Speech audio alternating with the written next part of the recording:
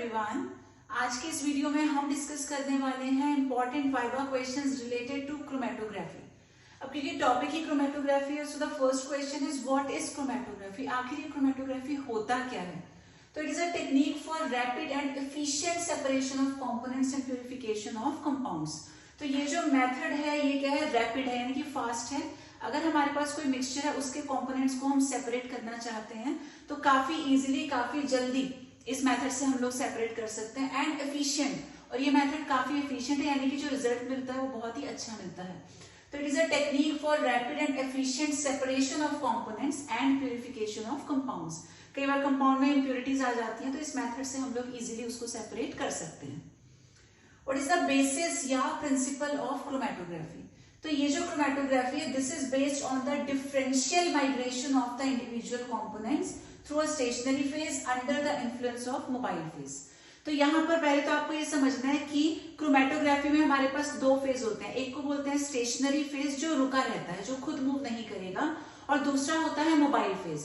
तो mobile phase stationary phase से पास होता हुआ जाता है और अपने साथ साथ वो मिक्सचर के कंपोनेंट्स को भी ले जाता है। तो इस तरीके से वो फिर सेपरेट हो जाते हैं। और मेन जो इसका बेसिस है, जो प्रिंसिपल है, वो क्या है? Differential migration.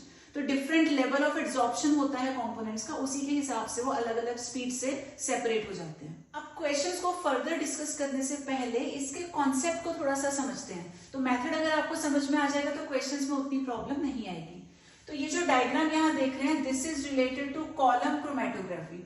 क्रोमेटोग्राफी हमारे पास कई तरीके की होती है, तो यहाँ पे we are discussing about column chromatography. तो एक कांच का, ग्लास का ऐसा कॉलम बना होता है, इसके अंदर हम लोग फिल करते हैं सिलिका या एल्यूमिना, जिसको हम बोलते हैं स्टेशनरी फेज।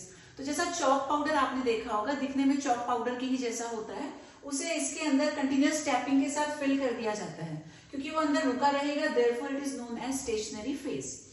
उसके बाद इसके टॉप पे जितना भी हमने यहाँ पे सिलिका या एल्यूमिना फिल करा है, इसके टॉप पे हम 1, 2 या 3 ड्रॉप्स लगाते हैं, जो भी हमारा मिक्सचर है। नाउ सपोज हमारे पास मिक्सचर है अ ड्रॉप ऑफ डाई।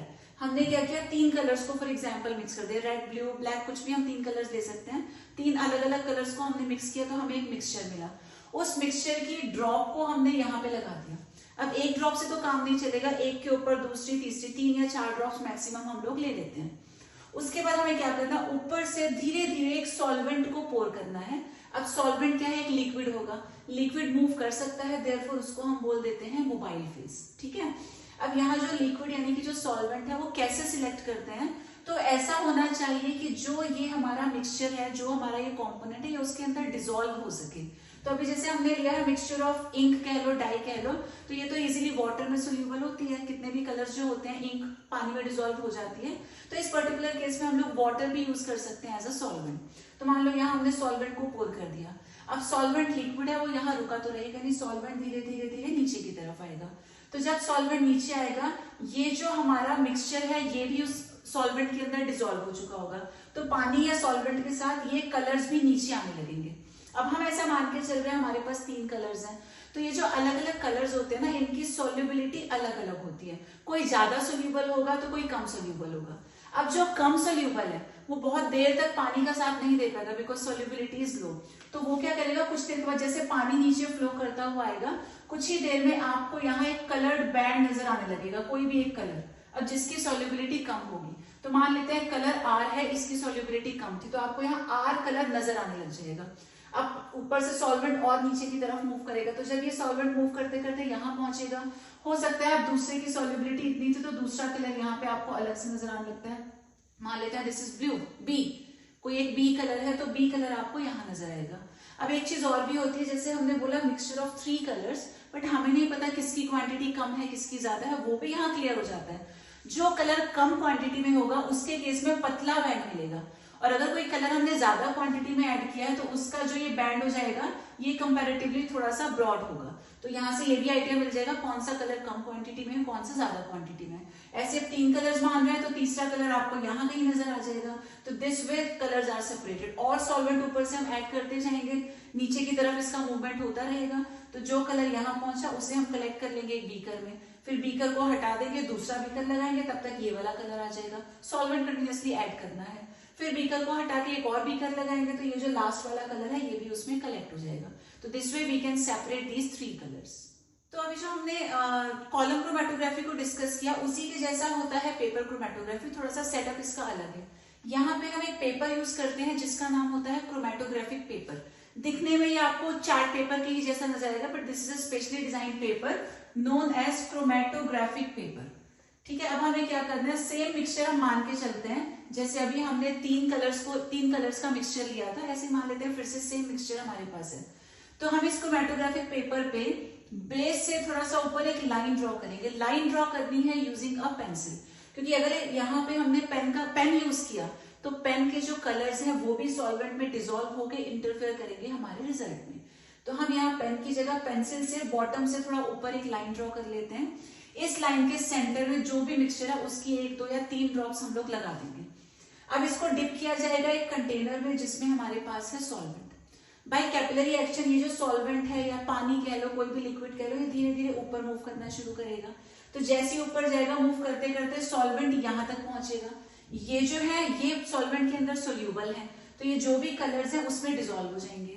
अब क्या होगा, सॉल्वेंट तो धीरे धीरे राइज करता ही रहेगा, तो उसी के साथ कलर्स भी मूव करने लगेंगे। फिर से सेम कॉन्सेप्ट, जिसकी सॉल्युबिलिटी कम है वो जल्दी सेपरेट आउट हो जाएगा, जिसकी सॉल्युबिलिटी ज्यादा है वो देर तक उसमें घुला रहेगा। तो जिस कलर की सॉल्युबिलिटी कम है वो कलर आपको यहाँ पे इस बार स्पॉट की फॉर्म में आएगा, तो आपको एक स्पॉट नजर आने लग जाएगा कलर की फॉर्म में। फिर सॉल्वेंट और ऊपर राइज करेगा तो थोड़ा ऊपर जाके आपको एक और स्पॉट नजर आएगा, क्योंकि हम 3 कलर्स का मिक्सचर मान के चल रहे हैं। तो ऐसे वाटर जो सॉल्वेंट है और ऊपर राइज करेगा, थोड़ा और ऊपर जाकर के एक स्पॉट आपको और नजर आएगा। तो दिस वे जितने स्पॉट्स आते हैं हम लोग बता सकते हैं कि उतने कलर्स का मिक्सचर था हमारे पास। सॉल्वेंट तो इससे ऊपर भी जाएगा, तो ये सोल्यूट के हमारे मॉलिक्यूल्स हो गए और इसके ऊपर तक सॉल्वेंट जाता है। So let us move on to some other questions. What type of solvents are generally employed in chromatography? तो सॉल्वेंट किस टाइप का होना चाहिए? Solvent must have low viscosity. अब ये विस्कोसिटी होता है गाढ़ापन। जैसे आप वाटर और हनी को कंपेयर करो तो वाटर क्या है, बहुत जल्दी फ्लो करेगा, तो वाटर की विस्कोसिटी कम है। ऑन दी अदर हैंड जो हनी है काफी गाढ़ा सा सोल्यूशन होता है, कंसेंट्रेशन उसकी ज्यादा होती है, तो उसे अगर फ्लो करवाएंगे तो हनी की जो मूवमेंट है हनी का वो बहुत स्लो होगा इन कंपैरिजन टू वाटर। अब जो धीरे धीरे धीरे खुद ही धीरे जा रहा है वो दूसरे को क्या ही लेके जाएगा अपने साथ। देयरफॉर हम ऐसे सॉल्वेंट्स को सिलेक्ट करते हैं जिनकी खुद की विस्कोसिटी कम है, जो खुद जल्दी से मूव कर सके, तभी वो अपने साथ दूसरे को भी कैरी कर पाएंगे। Name some chromatographic techniques. तो इन 2 के बारे में तो अभी हमने डिस्कस किया था, पेपर क्रोमेटोग्राफी है, उसके बाद कॉलम क्रोमेटोग्राफी है। अदर देन दैट होती तो कई सारी हैं। The 2 important ones are TLC जिसका नाम होता है थिन लेयर क्रोमेटोग्राफी, और एक हमारे पास होता है गैस क्रोमेटोग्राफी। तो next question, what are the moving and stationary phases in paper chromatography? तो यहाँ पर्टिकुलरली पेपर क्रोमेटोग्राफी की बात हो रही है। तो अभी मैंने आपको बताया था कि हमारे पास एक स्पेशली डिजाइन पेपर होता है, दिखने में तो सिंपल व्हाइट चार्ट पेपर के जैसा दिखेगा, बट एक्चुअली उसका नाम होता है क्रोमेटोग्राफिक पेपर। उसकी इंपॉर्टेंस या खासियत क्या है कि उसके अंदर कुछ वाटर मॉलिक्यूल्स ट्रैप्ड होते हैं, वही काम करता है स्टेशनरी फेज का। स्टेशनरी का मतलब रुका हुआ। तो water absorbed on cellulose constituting the paper serves as the stationary phase. और मोबाइल फेज क्या होता है? मोबाइल का मतलब होता है मूविंग। मूव कौन कर रहा है? जो सॉल्वेंट हमने यूज किया या जो लिक्विड हम यूज कर रहे हैं, तो वो लिक्विड है क्योंकि वो मूव कर सकता है, therefore we call it the mobile phase. How does the liquid rise through the filter paper? तो जैसे पेपर क्रोमेटोग्राफी में हमने बात की, ऊपर पेपर है, नीचे एक कंटेनर में हमने सॉल्वेंट ले रखा है, तो नीचे से ऊपर पानी कैसे मूव करेगा? तो नीचे से ऊपर का जो मूवमेंट होता है this is due to capillary action. जैसा प्लांट्स में भी होता है, सॉइल से रूट्स तक जाता है, रूट्स से ऊपर ट्रांसफर हो जाता है, तो वैसा यहाँ भी क्योंकि नीचे से ऊपर जा रहा है, तो this is through capillary action. The next question is what do you mean by the term developing in chromatography? अब क्या होता है जब हम कंपोनेंट्स को सेपरेट करते हैं यूजिंग क्रोमेटोग्राफी? 2 जो एग्जांपल्स हमने अभी लिए थे पेपर और कॉलम क्रोमेटोग्राफी का, वहां पे हमने मिक्सचर ऑफ कलर्स की बात की थी, बट जरूरी नहीं है हर बार जो हमारे कंपोनेंट्स होंगे वो कलर्ड ही होंगे, कई बार कलरलेस भी हो सकते हैं। तो अगर हम कोई कलरलेस मिक्सचर यूज कर रहे हैं तो क्या होगा, मूवमेंट तो होगा उनका, लेकिन हमें तो कुछ नजर नहीं आएगा ना। अब कौन कहाँ तक मूव किया या क्या चीज है, तो उसको आइडेंटिफाई करने के लिए हमें कई बार एक सूटेबल रिएजेंट को स्प्रे करना पड़ता है, जिसको हम बोलते हैं डेवलपिंग रिएजेंट। तो ये क्या करता है, वो जो कलरलेस वाले कंपोनेंट्स हैं उनको विजिबल करवा देता है, हमें दिखने लगते हैं, तो इसी को बोला जाता है डेवलपिंग। उसके बाद what is RF value? This is the most important question related to chromatography. तो RF होता है retention factor, and this is equal to distance moved by the solute upon distance moved by the solvent. तो अभी हमने क्या बात की कि जो कंपोनेंट्स होते हैं सबकी सॉल्युबिलिटी अलग अलग होती है, कुछ कम डिस्टेंस तक मूव करते हैं वाइल कुछ ज्यादा डिस्टेंस तक जाते हैं, लेकिन जो सॉल्वेंट है वो सबसे आगे तक मूव करता है। तो हमें क्या करना है, एक स्टार्टिंग पॉइंट हम ले लेंगे जहां भी हमने सॉल्यूट को अप्लाई किया है, जो हमारा मिक्सचर है उसको जहां अप्लाई किया है वो हमारा स्टार्टिंग पॉइंट हो जाएगा। तो वहां से डिस्टेंस कैलकुलेट करना शुरू करेंगे। तो मान लो यहां से यहां तक तो सॉल्यूट गया, तो ये डिस्टेंस और सॉल्वेंट यहां तक गया, तो अब डिवाइडेड बाय ये ज्यादा वाला distance move by solute divided by distance move by the solvent. तो next question is on what factors does the RF value of a compound depend. तो अभी आरएफ वैल्यू की हमने बात की, क्या होता है, एक तरीके से डिस्टेंस होता है जो सॉल्यूट या सॉल्वेंट मूव कर रहा है। तो it depends upon the nature of compound. पहले तो कंपाउंड पे डिपेंड करता है वो कितना मूव करना चाहता है। देन आ गया नेचर ऑफ सॉल्वेंट, अब उस सॉल्वेंट के साथ उसकी कितनी कंपैटिबिलिटी है, कितनी दूर तक ये उसका साथ देगा, तो उस पर भी डिपेंड करेगा। Plus the next factor is temperature, temperature कम है तो मूवमेंट कम रहेगा, वेरस टेम्परेचर बढ़ाने से हो सकता है मूवमेंट बढ़ जाए। Give biochemical uses of chromatography, biochemical related to bio, तो बायो में उसके क्या क्या यूजेस हैं। तो it helps in the separation of amino acids, proteins, peptides, nucleic acids, सारी बायो की टर्म्स आ गई। इन सारे कंपाउंड्स के सेपरेशन में chromatography plays an important role. Again an important question, what is spotting या व्हाट इज लोडिंग। तो ये क्या होता है, जब हम मिक्सचर की 2-3 ड्रॉप्स को अप्लाई करते हैं, चाहे वो पेपर पे हो या कॉलम में जब हम उसको इंट्रोड्यूस करते हैं, उसी प्रोसेस को बोलते हैं लोडिंग। तो it is the application of mixture as a spot on the original line of the filter paper. अब फिल्टर पेपर बोलो या क्रोमैटोग्राफिक पेपर बोलो, तो क्रोमैटोग्राफिक पेपर पे जो लाइन ड्रॉ करके उसके ऊपर स्पॉट लगाते हैं मिक्सचर का, या फिर addition to the column chromatography में ऊपर से 1-2 ड्रॉप्स हम लोग अप्लाई करते हैं, तो उसी प्रोसेस को बोलते हैं स्पॉटिंग या फिर लोडिंग।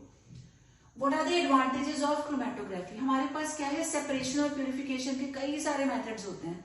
तो आपसे पूछा जा रहा है कि व्हाई क्रोमैटोग्राफी, बाकी सारे मेथड से क्रोमैटोग्राफी बेटर क्यों है। तो ये 2 इंपॉर्टेंट उसके रीजंस हैं। पहला क्या है, can be used for a mixture containing any number of components. अब जैसे आप खुद सोचो, दाल और चावल को अलग अलग करना है, सिर्फ 2 कंपोनेंट्स हैं, एक दाल और एक चावल, वही हमको प्रॉब्लम आ जाती है, ठीक है। लेकिन क्रोमैटोग्राफी में कितने भी आप कंपोनेंट्स ले लो मिक्सचर के अंदर, उन सबको एट अ टाइम हम लोग सेपरेट कर सकते हैं विदाउट एनी प्रॉब्लम। दूसरा, very small quantities can be detected और सेपरेटेड। अब जो पेपर की लाइन पे हम ड्रॉप लगा रहे हैं, वो ड्रॉप कितना छोटा सा है, उस छोटे से ड्रॉप से भी कलर्स अलग हो जाते हैं। तो यानी कि अगर आपके पास बहुत कम क्वांटिटी भी है, उसको भी हम लोग डिटेक्ट भी कर सकते हैं और उसे सेपरेट भी कर सकते हैं। Next question is name the scientist who introduced chromatographic technique. तो सबसे पहले किसने इंट्रोड्यूस किया था, he was a Russian botanist M Tswett and he did this in 1906। What are the essential characteristics of the substance used as developer? अभी हमने developer की बात की थी कि जिन कंपोनेंट्स को हम सेपरेट कर रहे हैं, अगर वो कलर्ड नहीं है, वो विजिबल नहीं है, इन दैट केस हम उसके ऊपर एक डेवलपर को स्प्रे करते हैं। तो इस डेवलपर की कैरेक्टरिस्टिक्स क्या क्या होती हैं, क्या होनी चाहिए। First of all, it should be volatile. ऐसा नहीं है कि डेवलपर वहीं चिपक गया और उड़ ही नहीं रहा, उससे पेपर गीला है काफी देर तक, तो that will create a problem. It must be volatile, अपना काम किया और वहां से गए, तो वोलेटाइल होगा तो काम इजी हो जाएगा। Secondly, it should impart colour to different spots, तो उसका काम ही है कलर देना, तो ये उसकी कैरेक्टरिस्टिक है। तो it must impart colour to all the components which are there. It should not react with the components being separated, ऐसा ना हो डेवलपर को हमने स्प्रे किया, वो खुद ही जाके कंपोनेंट से रिएक्ट कर जाए। तो अगर खुद ही रिएक्ट करेगा तो सेपरेट नहीं करवा पाएगा ना उन्हें विजिबल करवा पाएगा। तो it should not react with the components being separated. The last important point is chromatography में जो इनिशियल वर्ड है क्रोम, ठीक है, क्रोम का मतलब होता है कलर। तो क्रोमैटोग्राफी को क्रोमैटोग्राफी क्यों बोलते हैं, क्योंकि सबसे पहले ये जो मेथड है, this was used for the separation of colours. तो कलर सेपरेट किए गए थे, उसी बेसिस पे इसका नाम रख दिया गया था क्रोमैटोग्राफी।